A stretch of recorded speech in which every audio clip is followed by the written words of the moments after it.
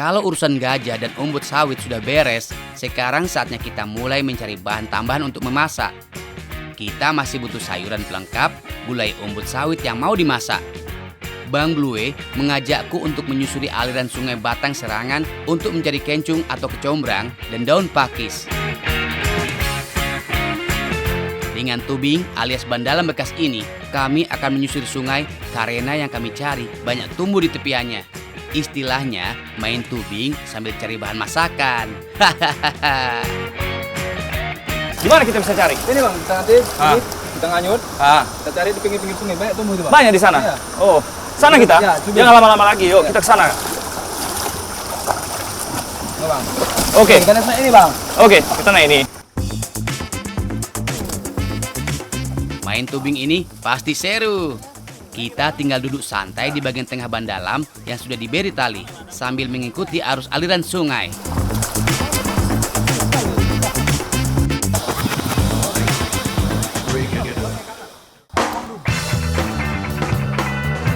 Nah, ini dia pemberhentian pertama kami. Mungkin sudah ada yang tahu dengan bumbu rempah satu ini.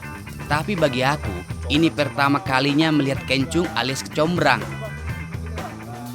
Dari cerita Bang Blue, aku jadi tahu kalau kecombrang banyak dijadikan bumbu penyedap berbagai masakan khas Batak, Karo, dan Melayu di sini. Aromanya segar, jadi bisa membuat masakan semakin terasa sedap. Ini bang, buahnya tadi bang. Nah, ini buahnya nih. Ini intinya. Ini bang, yang terakhir bang. Oke, selesai juga. Udah cukup lah ini bang untuk kita makan. Apa lagi kita cari? Pakis. Pakis. Ya. Di mana pakis? Kita kembali ke ban, tubing lagi. Oke. Kembali ke ban. Kita jalan ya. Kembali ke ban yuk.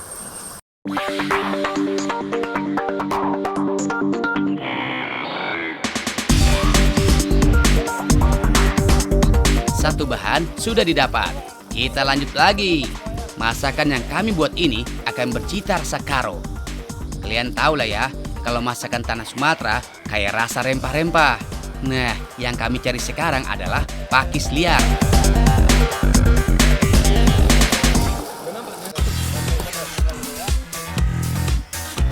Pakis sayur atau Diplascium esculentum adalah bahan masakan gratis yang bisa didapat di sekitar aliran sungai.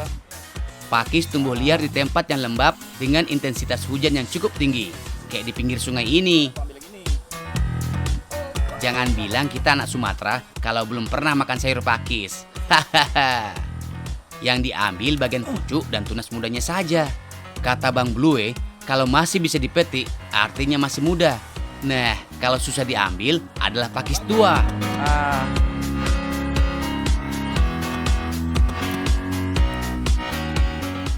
Berapa bang?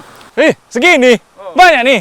Oh, udah cukup itu. Cukup lah kayaknya. Ayo, Mana kita lagi? Pulang kita pulang, tubing lagi. Mana cumi kita? Sana ya? Sip. Balik kita.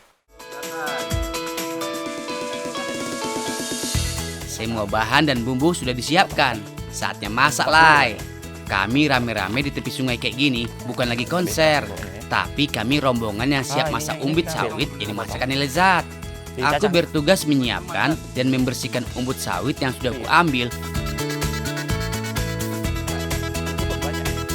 Umbut ini bagian pucuk batang sawit yang teksturnya lembut sekali. Yang pucuk aja. Kalau begini kan mudahnya aku iris-iris umbutnya.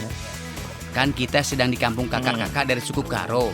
Jadi kami masak gulai umbut cara mereka ya. Kata Kak Tina, nggak adanya cerita masakan orang Karo tanpa rempah-rempah. Racikan bumbunya sudah disiapkan, tinggal dihaluskan. Kalau ku tengok ada kunyit, jahe, lengkuas, ketumbar, sampai lada. Sama kayak masakan lainnya, kita juga butuh bawang merah, bawang putih, dan cabai, dan bahan lainnya. Gimana nggak sedap coba kalau bumbunya lebih dari 10 jenis rempah. Karena kita masak gulai, jadi otomatis kita butuh santan sebagai kuah sekaligus tambahan biar ada rasa gurih-gurihnya. Tengoklah Lai, parutan kelapa yang dipakai Kak Desi masih tradisional kali. Kalau pengen dapat santan yang kental, kita harus pakai kelapa yang sudah tua. Karena kandungan santannya lebih banyak. Nah, yang lebih istimewa, tentu saja ada tambahan dari daun pakis yang tadi aku dan Bang Blue ambil. Belum lagi ada kecombrang yang bercita rasa segar, bisa buat gulai umbu makin mantap rasanya.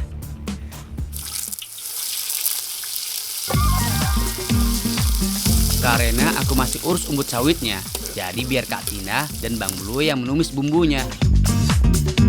Kayak masak biasanya, bumbu ditumis sampai harum dan warnanya berubah kekuningan.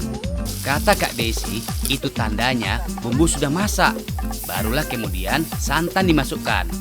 Oh iya, kalau masak santan, kita harus aduk-aduk terus, biar patinya tidak pecah. Kau tahu lah apa itu pecah pati? Kalau belum tahu, samanya kita. Udah bersih nih Kak. Kata Kak Tina, pecah pati itu artinya terpisahnya lapisan santan kental yang berminyak dengan yang cair. Kalau pecah pati, rasa kuah gulainya jadi kurang gurih. Masuk dia. Nah, kalau bumbu sudah masak, kita tinggal masukkan irisan umbut sawit yang tadi sudah kucuci. Udah hampir habis. Nah, kalau daun pakis dan irisan kecombrang agak-agak terakhir dimasukkannya. Iya. Dari satu batang sawit kecil, kita sudah dapat satu kuali besar gulai umbut.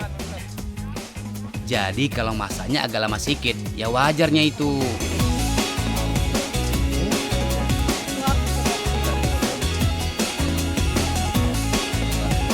Udah terletak.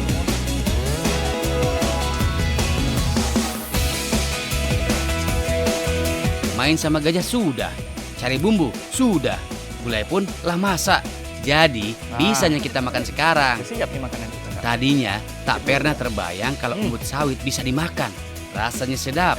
Kau harus coba lah kalau sedang kesini. Pedas panas-panas lagi baru bisa masak di sini. Kalau begini rasa gulainya, ku ada-adakan alasan buat tambah makan.